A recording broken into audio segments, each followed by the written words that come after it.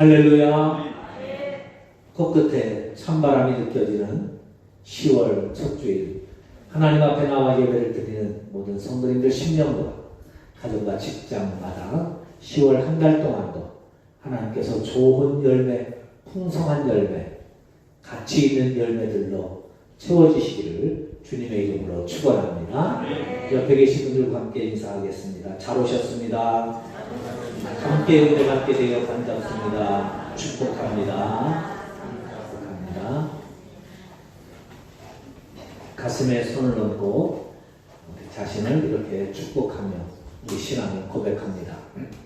나는 하나님이 부르면 달려가는 사람입니다. 나는 잘 되는 사람입니다. 할렐루야. 하나님이 부를 때 거기저 가기 싫어서 이 핑계 저 핑계 되는 사람이 아니라 달려가는 기쁨으로 반가움으로 한순간이라도 빨리 가기 위해서 달려가는 그런 믿음과 은혜가 우리에게 있기를 축원합니다. 가수 박상철 씨가 부른 노래 가운데 무조건이라는 노래가 있습니다. 내가 필요할 때 나를 불러줘. 언제든지 달려갈게. 낮에도 좋아, 밤에도 좋아. 언제든지 달려갈게. 다른 사람이 부르면 한참 생각해 보겠지만 당신이 나를 불러준다면 무조건 달려갈 거야. 당신을 향한 나의 사랑은 아무 조건 없는 무조건이에요. 당신을 향한 나의 사랑은 특급 사랑이에요. 태평양을 건너고 대서양을 건너고 인도양을 건너서라도 당신이 부르면 무조건 달려갈 거야. 가사가 아주 직설적이고 또 특별한 고백이 담겨져 있는 그런 가사입니다. 누군가 내가 필요로 할 때 이렇게 열기를 제쳐놓고 거리를 마다하지 않고 태평양도 대서양도 인도양을 건널 만큼 거리도 상관없이 시간도 낮에도 좋고 밤에도 좋고 시간에 관계없이 바쁜 일 마치고가 아니라 지금 당장 아무리 급하고 아무리 바쁜 일이라도 내려놓고 급하게 무조건 달려와 줄 수 있는 사람이 있다면 얼마나 좋을까요? 그런 사람은 살만한 가치, 기쁨 아마 그런 것이 가득하지 않을까 생각합니다. 오늘 본문에 보면 이 가사가 절실하게 필요함을 느끼는 한 사람을 만나게 됩니다. 임금님이 있었습니다. 이 임금님에게 아들이 하나 있었는데 그 아들을 결혼을 시키게 되었습니다. 그래서 그 나라뿐만 아니라 주변에 있는 여러 귀한 사람들에게 청첩장을 보냈죠. 대감이 죽으면 사람이 들러와도 대감집 개가 죽으면 문전성시를 이룬다는 말처럼 임금님의 살아있는 권력의 아들의 결혼식이니 얼마나 많은 사람들이 왔겠습니까? 초청장이 없어도 어떻게 해서든지 그 잔치 자리에 한번 가보고 싶은 그런 만한 결혼잔치 아니겠어요? 얼마 전에 요즘은 인기가 좀 떨어져서 이런 말 하기가 좀 그렇습니다만 대통령 취임식 때 초청장을 나한테 보내주면 제가 꼭 참석하려고 했는데 초청장을 안 보내줬어요. 제가 못 갔거든요. 그 가보고 싶잖아요. 4만 몇 명을 초청했다는데 4만 명 속에 제 이름이 없어서 못 갔습니다. 근데 이 임금님이 초청장을 사람들에게 다 보낸 거예요. 얼마나 많은 사람들이 모였겠습니까? 그런데 예상 외에 사람들이 오지 않는 거예요.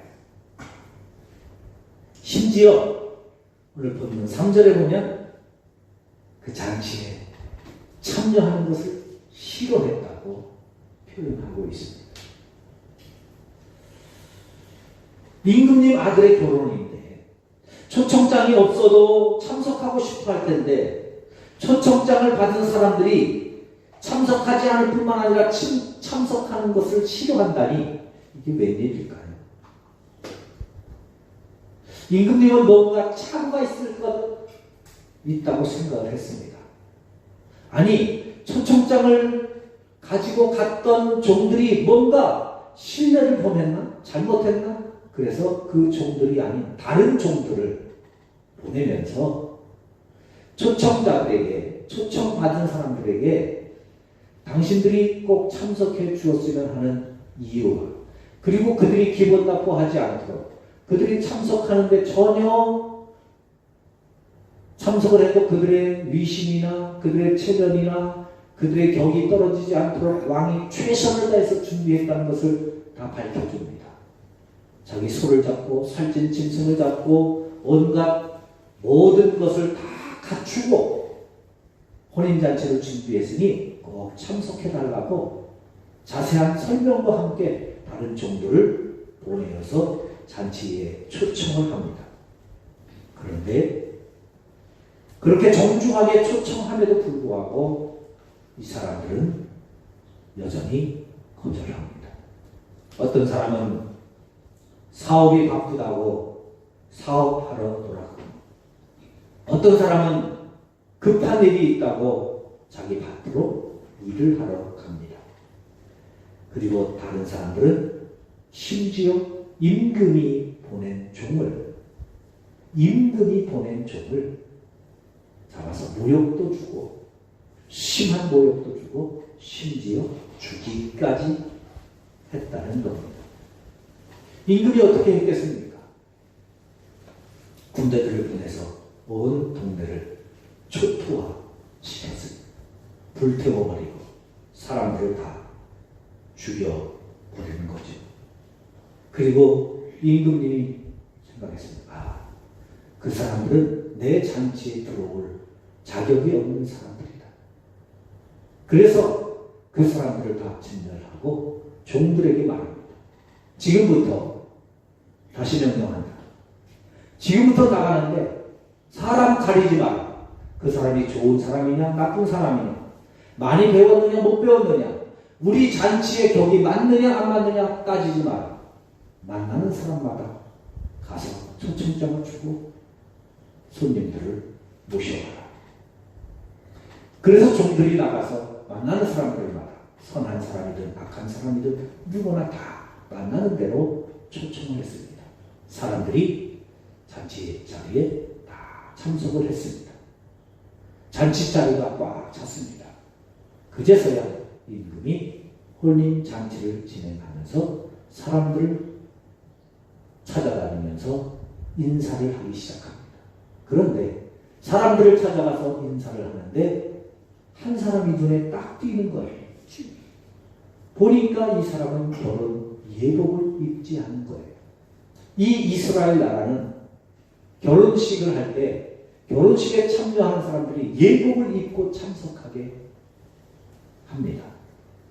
대부분 혼주가 다 준비하는데 시간이 지나면서 혼주가 준비하면 그래도 이질적으로 준비될 거 아니겠어요? 그런데 좀 품이 있고 좀 품격이 있는 사람들은 그래도 내가 같은 예복을 입을 수는 없지. 그래서 본인 스스로 저 결혼 예식에 참석하는 예복들을 따로 준비해서 그래서 자기만의 독특한 그리고 옷들을 준비해서 그 예복을 입고 참석하는 사람들이 많이 있었습니다.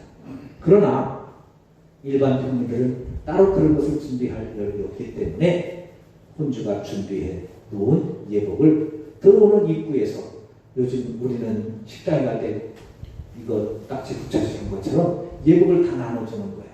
그러면 그걸 입고 들어와서 예식에 잔치에 참여하는 겁니다. 그렇게 들어오는 손님들마다 다 나눠줬는데 유독 한 사람이 예복을 입지 않은 거예요. 주인이 가서 물어봤습니다. 형제요, 왜 당신은 예복을 입지 않았습니까? 물으니까 유구무원입니다. 할 말이 없죠. 옷이 없어서 못 입었어요. 돈이 없어서 못 입었어요. 나눠줬는데 안 입은 거예요. 나눠줬는데 안 입었다는 말은 고의적이다 그 말이죠. 그런데 여러분, 이 고의적으로 잔치에 참여하면서 예복을 입지 않는 것은 그 잔치를 인정하지 않는다는 거죠. 그러니까 주인은 무시하는 거죠. 그래서 주인이 그 사람을 내어 쫓았다. 그러면서 결론을 이렇게 맺고 있습니다. 청함을 받은 사람은 많지만 그 가운데 택함을 입은 사람은 적다 하면서 이것이 천국이라는 겁니다. 여러분, 우리는 천국 가려고 이 자리에 나와 있는 사람들이죠. 천국 가려고 예수님을 믿는 사람들이시죠. 그러면 이 말씀을 자세히 읽어보아야 합니다. 나는 과연 천국에 들어갈 수 있는 사람인가? 혹시 나는 초청장을 받고 어떤 자세로 하나님을 대했는가? 그리고 초청받고 와서 과연 어떤 모습으로 나는 하고 있는가? 말씀에 비추어서 우리 자신을 돌아보고 살펴볼 필요가 있는 것이죠. 그래서 오늘 본문을 통해서 함께 말씀을 나누려고 합니다. 이 말씀을 통해서 우리는 우리를 부르시는 하나님을 새롭게 만납니다. 하나님은 나를 지금도 여전히 나를 간절히 초청하고 계신다는 겁니다. 나를 부르고 계신다는 겁니다. 나를 찾고 계신다는 겁니다. 그리고 그 부르시는 음성에 하나님이 부르면 무조건 달려가겠습니다. 몸이 아파도 달려가겠습니다. 시간이 없어도 달려가겠습니다. 일이 아무리 바빠도, 사업이 아무리 바빠도, 아무리 내 생활이 궁핍하고 어려워도 그러나 주님이 부르시면 달려가겠습니다 라고 하는 신앙의 고백을 듣기를 원하시는 줄로 믿습니다. 우리가 신앙생활 하면서 좀 힘들고 어려워지면 그런 생각을 하죠. 하나님이 나를 사랑하시나? 나는 과연 진짜 내가 구원받았나? 죄를 짓고 연약해진 내 모습을 보면 나는 정말 구원받았나? 이런 의구심이 찾아올 때가 있습니다.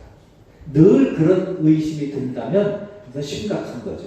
그런데 가끔 이런 생각이 들 때가 있는 거죠.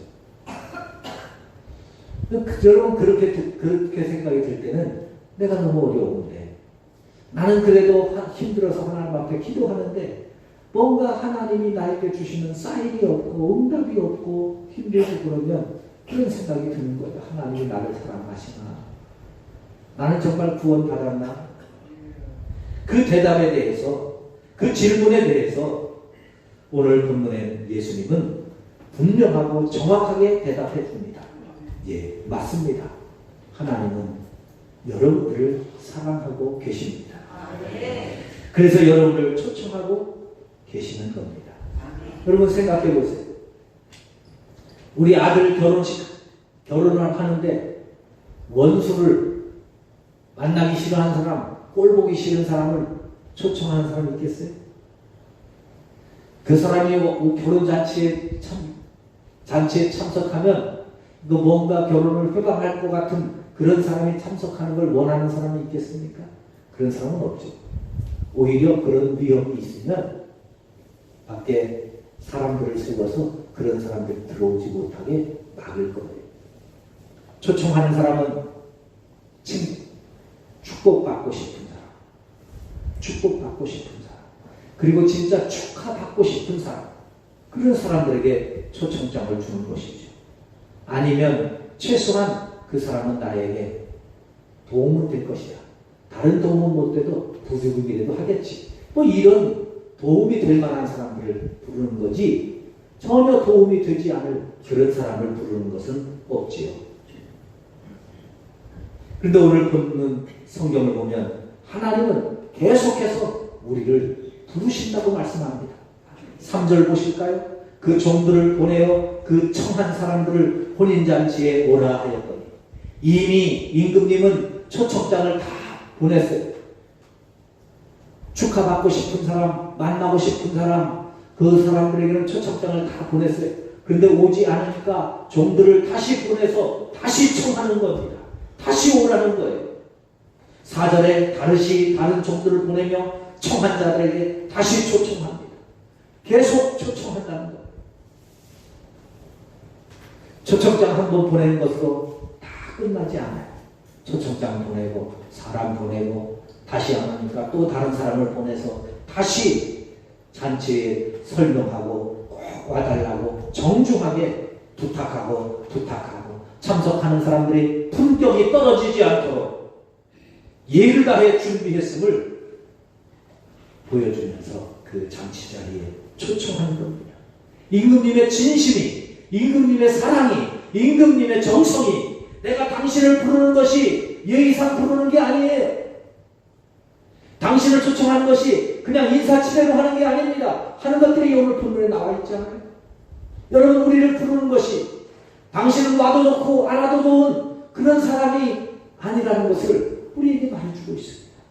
우리가 하나님 앞에 얼마나 필요한 사람인지, 하나님이 얼마나 우리를 아끼시는 분인지, 하나님이 얼마나 내가 이 자리에 하나님의 나라에 천국에 참석하기를 원하고 계시는지, 그 간절함이 이 본문 속에 다 담겨져 있지 않습니까? 이것이 바로 저와 여러분을 향한 하나님의 마음입니다. 하나님의 정성이요, 하나님의 사랑이요, 하나님의 간절함입니다. 하나님은 지금도 우리를 간절한 마음으로 우리가 오기를, 우리의 자녀들이 오기를, 우리의 가족들이 오기를 기다리고 계시고 초청하고 계신다는 사실을 기억하시기를 바랍니다. 이런데도 아직도 하나님이 나를 사랑하시나, 이런 생각 이제는 안 드시지? 그렇습니다. 하나님은 여전히 나를 사랑하고 계시고 나를 찾고 계시고 나를 부르고 계십니다. 하나님의 이 사랑을 깨닫고 이 진심을 깨닫고 더욱더 뜨거운 마음으로 하나님의 은혜를 나누고 그 은혜 속에 참여하는 우리 모두가 되시기를 주님의 이름으로 축원합니다. 한번 따라해 보실까요? 나는 하나님이 사랑하는 사람입니다. 나는 하나님이 간절히 찾는 사람입니다. 나는 하나님이 간절히 기다리는 사람입니다. 할렐루야. 하나님은 그렇게 우리를 만나오시고 오늘도 부르시는 줄 믿습니다. 두 번째로, 나는 구원받는 사람 맞는가에 대한 대답이죠. 하나님은 우리를 구원의 자리로 초청하십니다. 그러나 구원의 선택은 우리 몫이라는 거죠. 2절을 시작하면서 천국은, 그렇게 말해요. 천국은 마치, 이것이 지금 천국의 원리라는 거예요. 천국 가는 원리라는 겁니다. 지금부터 하는 이야기는 천국이 가는 이야기요, 우리가 구원받는 길이름을 말씀하고 있습니다. 21장을 시작하면서 대제사장과 백성의 장로들이 당신은 무슨 권위로 이런 일을 하느냐라는 것에 대해서, 그 질문에 대해서 답으로 주시는 말씀이에요. 내가 무슨 권위로 이런 일을 하느냐? 하나님이 천국을 위해서 부른 사람을 위해서 나는 그 종으로 여기 와서 지금 이들에게 하나님의 초청장을 돌리고 있는 것이다. 저들은 하나님의 구원받은 사람이다. 저들은 하나님의 구원이 필요한 사람이다. 하나님이 저들을 찾는 사람이다. 그러면서 나는 천국의 권위로 하나님 아버지의 아들 결혼한 예식의 주인공으로서 이렇게 하는 것이라는 것을 보여주면서 그들에게 하나님은 당신을 지금 찾고 계십니다. 부르고 계십니다. 그 초청장을 다시 확인해 주는 것입니다. 거기에 나는 아무것도 할 일이 없는데, 나는 아무것도 할 줄 아는 게 없는데, 맞아요. 그래서 천국 갈 자격이 없습니다. 우리는 그래서 천국 갈 자격이 없어요. 하나님은 그래서 유대인들을 부르신 겁니다. 그런데 그들이 거절했어요. 그래서 하나님이 문을 우리에게 열어주셨어요. 할렐루야. 그러면 천국 갈 수 있는 대상이 누구냐? 오늘 본문을 통해서 이렇게 말해줍니다.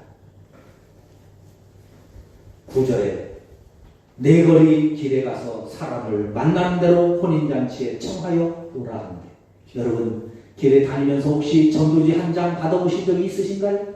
우리 집에 전도지 한 장 꽂혀 있는 거 보신 적이 있으신가요? 그러면 나를 부르시는 거예요. 그러면 나를 부르시는 거예요. 10절입니다. 종들이 길에 나가 악한 자나 선한 자나 만나는 대로 모두를 데려오니 내가 얼마나 착한 사람이냐, 내가 얼마나 많이 가진 사람이냐, 얼마나 많이 배운 사람이냐 따지지 않습니다. 심지어 악한 사람이라도 하나님은 구원하시고 부르시는 줄로 믿습니다. 이 정도면 내가 구원받은 사람이라는 거 아시겠지? 왜요? 우리는 다 생각하거든요.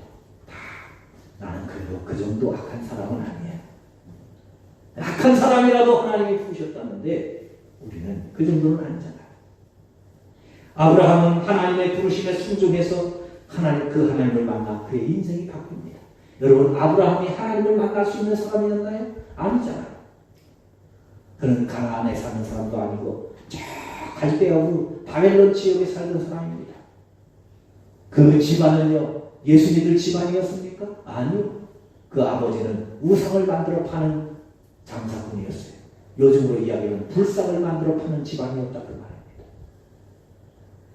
불교 물품을 만들어서 파는 그 집안의 아들이 아브라함이었어요. 그가 무슨 하나님을 믿었겠어요? 그런데요 하나님이 그를 부르셨어요. 전도지를 부르셨는지 아니면 전도자로 통해서 부르셨는지 모르지만 그 부르심에 아브라함은 순종했습니다. 그래서 주의 성전, 주님 앞으로, 하나님 앞으로 나왔습니다. 여러분 하나님 앞에 나오는 것이 결코 쉬운 일이 아닙니다. 아브라함이 부름받고 하나님 앞에 오기까지, 가나안 땅에 오기까지 10년 걸렸어요. 수많은 역경을 속에 만나면서 가나안 땅에 들어가는 거예요. 예수 믿겠다고 교회 오는 그 순간부터 우리의 인생의 팔자가 바뀌고 사업이 잘 되고 내가 원하는 대로 잘 되는 게 아닙니다. 우리가 예수 믿기로 초청장을 받고 하나님 앞에 와서 때로는 힘들 수 있고 어려움이 있을 수 있지만 그러나 한 가지 분명한 사실은 하나님은 우리를 구원하시는 분이라는 거예요. 아멘. 삭개오를 보세요. 그가 하나님을 믿는 사람입니까? 하나님 믿는 길을 포기했던 사람입니다. 그래서 나는 하나님 믿는 것 포기하고 내가 세상에서 성공해보겠다. 돈 벌어보겠다. 그래서 돈을 위해서 신앙을 버렸습니다. 하나님을 떠났던 사람입니다. 그리고 오직 돈 버는 일에 최선을 다했습니다. 모든 사람들이 다 손가락질 하지만 그래도 나에게는 돈이 있다. 그래도 나는 돈으로 위안받는다. 그래도 나에게는 돈이 희망이다. 그러면서 돈만을 추구했던 사람입니다. 그랬던 삭개오가 예수님을 만나 예수님의 부름을 받고 삭개오야 내려오라는 그 말을 듣고 그 말 앞에 그가 평생을 살아왔던 삶의 가치관을 다 포기합니다. 다 내려놓습니다. 오직 돈만이 나의 희망이라고, 돈이 나의 살 길이라고, 돈만 있으면 된다고 살아왔던 삭개오가 다 내려놓고 주님, 내 재산 절반 가난한 사람들에게 나눠주겠습니다. 그리고 남의 것 빼앗은 것 있으면 4배씩 갚겠습니다. 무슨 말이겠어요? 내 재산 다 털어버리겠다는 거예요. 주님 앞을 위해서. 왜요? 나를 구원하시는 하나님이심을 확신했기 때문입니다.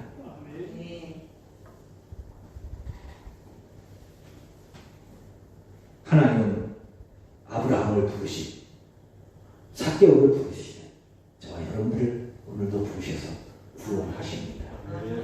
삭개오도 구원받았다면 우리는 구원받을 가능성이 더 크다고 생각하지 않으세요? 그러니 여러분, 나는 구원받은 사람이라는 것에 대해서 의심하지 말고 우리를 부르시는 하나님을 만나시기를 축원합니다. 두 번째로 우리도 구원받은 사람뿐만 아니라 구원받은 사람으로 초청장을 전하는 사람이라는 사실입니다. 하나님은 초청장을 보낸 후에 꼭 사람을 보내서 다시 확인을 하십니다. 종들을 보내셨습니다. 그렇다면 오늘 청주에, 오늘 여러분의 가정에, 오늘 여러분의 회사에, 오늘 여러분의 일터에, 여러분의 친구들에게 보내시는 초청장을 들고 가야 될 사람은 누구일까요? 서울에 있는 영락교회 교인들일까요? 명성교회 교인들일까요? 아니면 서원교회, 천북교회 교인들일까요? 아니에요. 바로 저와 여러분들이 가야 되는 것입니다. 우리가 초청장을 돌리는 사람들입니다. 우리가 전도자들입니다. 전도를 해보면 전도가 안 돼서 낙심하는 분들 같습니다. 그리고 나는 전도의 은사가 없다고 말하는 분들이 많습니다. 맞습니다. 전도의 은사가 있는 분들이 있습니다. 그런 분들 가만히 보면 아무것도 아닌데 전도를 잘해요. 은사가 있는 거예요. 틀림없어요. 잘하는 분들이 있습니다. 저희 집사람이 전도를 하는데 전도를 시작하게 했던 그전에도 계속 전도를 했지만 그러나 그래도 큰 용기를 가지고 전도자로 이렇게 세운 받기까지 전도할 수 있는 도전 주신 분이 대전 성결교회 사모님이시죠. 그 사모님은요 매주 새신자를 등록을 시킨다는 거예요. 매주 새신자를 등록시킨다. 그 어떻게 시키나요? 가서 보면 별거 없어요. 우리랑 똑같이 전도해요. 전도주 주면서 하나님은 당시에 창조주이십니다. 창조주 하나님이 당신을 사랑하십니다. 그리고 전도하는 거예요. 전도주 주면서. 그리고 주중에 한 번씩 반찬 해서 나눠서 나눠주고 그게 다예요. 그런데 매주 등록하는 거예요. 은사가 있는 분들이 있죠. 가끔 전도왕들 간증 들어보잖아요. 1년에 몇백 명씩 전도했다고 하는 분들 있잖아요. 그런 사람들은 특별한 사람들이 있습니다. 그러나 전도 은사가 없다고 전도 안 해도 되는 건 아니라는 거 말이죠. 전도의 사명은 누구에게나 있는 것입니다. 왜냐하면 하나님께서 우리에게 천국 복음을 맡기셨기 때문이죠. 마가복음 16장 15절입니다. 또 이르시되 너희는 온 천하에 다니며 만민에게 복음을 전파하라. 너희는 마태복음 28장 19절 그러므로 너희는 가서 모든 민족을 제자로 삼아 아버지와 아들과 성령의 이름으로 세례를 베풀라고 말씀합니다. 하나님은 우리 모두에게 가라고 하시는 거예요. 처음 보냈던 종들 아니면 다른 종들을 또 보내시는 거예요. 그렇게 우리를 보내십니다. 이런 부름의 음성을 들었던 사도 바울은 이렇게 고백합니다. 에베소 3장 7절에 나는 이 복음을 위하여 하나님의 능력이 역사하시는 대로 내게 주신 은혜의 선물을 따라 내가 일꾼이 되었노라. 이 복음을 위해서 나를 부르신 그 부르심의 복음을 위해서 내가 일꾼이 되었습니다. 그러면 우리가 어떻게 전도해야 될까요? 사도행전 1장 8절에 이렇게 말합니다. 오직 성령이 너희에게 임하시냐. 성령이 너희에게 임하시냐. 그 단어 앞에 오직이라고 말합니다. 오직 성령이 너희에게 임하시냐. 전도는 오직 성령을 통해서만 가능합니다. 내가 아무리 말을 잘해도 내가 아무리 좋은 것을 갖다 주고 내가 아무리 유익한 것을 갖다 줘도 성령이 역사하시지 않으면 전도가 안 됩니다. 그러나 아무것도 주는 것이 없어도 아무리 내 말이 언언하도 나는 말을 잘 못해도 성령이 역사하시면 그 사람들이 그의 심령들이 녹아지는 겁니다. 그래서 전도는 성령을 통해서 하는 것입니다. 그래서 전도는 기도가 필요한 것입니다. 기도해야 성령님이 우리를 통해서 역사하시기 때문이죠. 성령님 지금 나와 함께 해 주옵소서. 성령님 상대장의 마음을 열어 주옵소서. 기도할 때 성령의 권능이 우리에게 임하여 성령의 능력이 우리의 능력이 되고 성령의 능력이 하나님의 역사를 이루어 가시는 줄로 믿습니다. 그런데 전도하다 보면 오늘 본문에 보니 전도 싫어하는 사람이 있다는 겁니다. 여러분 전도하다 보면 거절하는 사람 많죠. 냉담하는 사람 많죠. 냉철한 아주 냉정한 사람들 많죠. 실망하지 말라는 거예요. 예수님 당시에도 그랬어요. 예수님 당시에도 그랬는데 예수님이 복음을 전해도 그랬는데 우리가 전한다고 아이고 고맙다고 교회 올 사람이 얼마나 되겠습니까? 당연히 냉대할 겁니다. 그러나 그럼에도 불구하고 하나님은 여전히 우리를 통해서 초청장을 전해주라고 합니다. 많은 사람들이 전도지를 받고 어떤 사람은 바빠서 못 온다고 사업장으로 가고 일터로 가는 사람도 있음을 알려줍니다. 심지어 전도자들을 모욕하고 모멸감을 느끼게 하고 수치감을 느끼게 하고 핍박을 하고 심지어 내쫓으며 위협을 하는 사람도 있을 것입니다. 그러나 감사하게도 예수님 당시에는 전도한다고 죽이는 일까지 있었는데 오늘 우리는 죽이지는 않잖아요. 사랑하는 성도 여러분, 하나님은 저와 여러분을 분명하게 사랑하고 계십니다. 우리를 구원하십니다. 그리고 그 하나님은 오늘도 우리를 부르십니다. 그 하나님을 꼭 만나시기를 축원합니다. 그리고 만나셨다면 이제부터는 하나님의 부름을 전하는 일꾼들로 다시 세움받아 하나님의 영광을 위하여 하나님의 나라를 위하여 쓰임받는 우리 모두가 되시기를 주님의 이름으로 축원합니다.